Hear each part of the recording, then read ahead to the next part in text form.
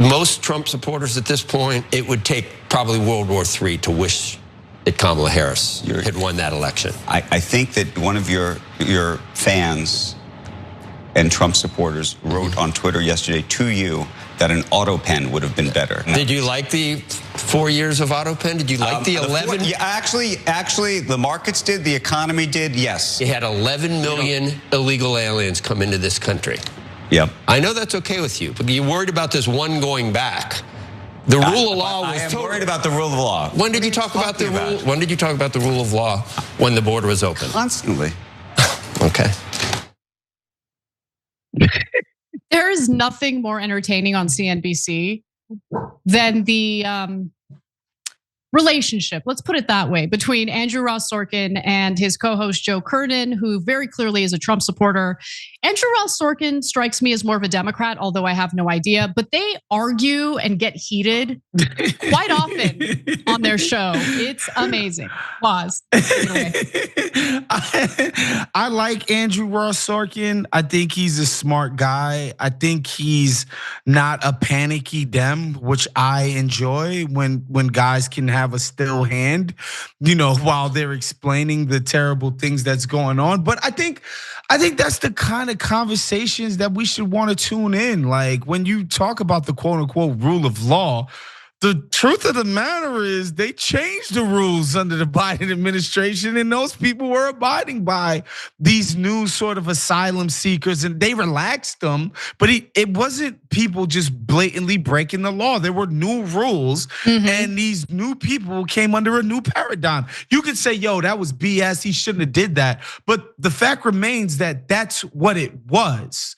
They changed the laws to try to accommodate these people. That's not the same as sending a freaking barber to a freaking gulag in El Salvador because he came to the country, quote unquote, illegally. That's insane. Those two things are not the same at all. Totally agree.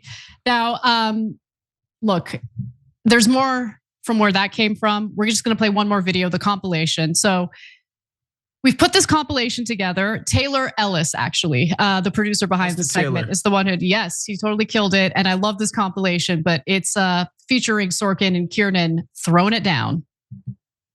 If you embrace business, you embrace capitalism. If you're pro-business and not anti-business, I just think that it would have been much better to. I think for better or worse, the role of journalists is to be professional skeptics. Hopefully not cynics, but skeptics. That is the gig. That gives you a lot of leeway to just be what we've seen in the mainstream media and legacy media be through this entire election process, Andrew.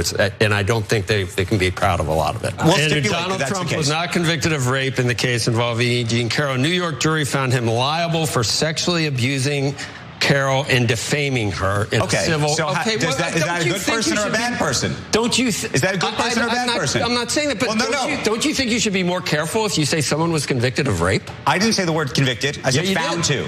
Found to. You don't get anywhere with 50% of the country. They don't believe judges. It's like they're. I guess not. They've litigated through this and still decided to support him. Apparently, and that doesn't. You're not smarter or a better person than them because of that.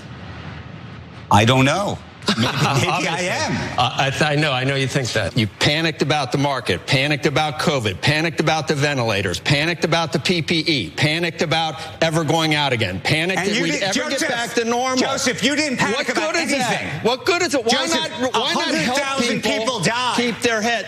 I understand 100,000 people died, Joe, and all you did was try to help your friend, the president. You abused and abused your position, Joe. That's totally unfair. You abused and abused your position. That's excellent. So good. So good. So you good. abuse and abuse your position, Joe. So good. That's what you gotta do next time you and Jank get into it. You abuse and abuse your position, Jank. Okay. So Andrew Ross Sorkin was asked about these fiery, angry arguments that he gets into with his co-host. And, the question was like, do you guys have an okay relationship? Like, do you guys like just drop it after the segments are over? Or is there like bad blood? And he's like, no, for the most part, we were texting this afternoon, like they still get along, right? He also says, I learned from Joe a lot because he has a perspective that I don't often have. But understanding that perspective is super important. So we don't agree on everything. I actually think we probably agree on a lot more than maybe you think we would agree on. It's probably like going to dinner with your family at Thanksgiving. 100%. So they don't agree on much. Okay, yeah. That's what that means. By the way, the distinction between rape and sexual abuse isn't really much of a distinction for people like me. Like, oh, okay, he wasn't found guilty of raping her. He was just found guilty of sexually abusing her. Okay, that's better, I guess. Anyway, but look, the other point that I just want to quickly make is Jake and I are the same. Sometimes we do have fiery debates, but we deeply respect each other. So we never let it drag on after the show is over. We move on with our lives because we both know that we're good people and we just have a different perspective time to time. And we learn from each other too. And that's what Andrew Ross Sorkin was trying to do in this next super quick 17-second clip. He was just trying to educate Joe Kernen. Let's watch. That's on fleek. You know what that means? It's on point. It's another millennium phrase. Fleek? On fleek. How do you spell that? F-L-E-E-K.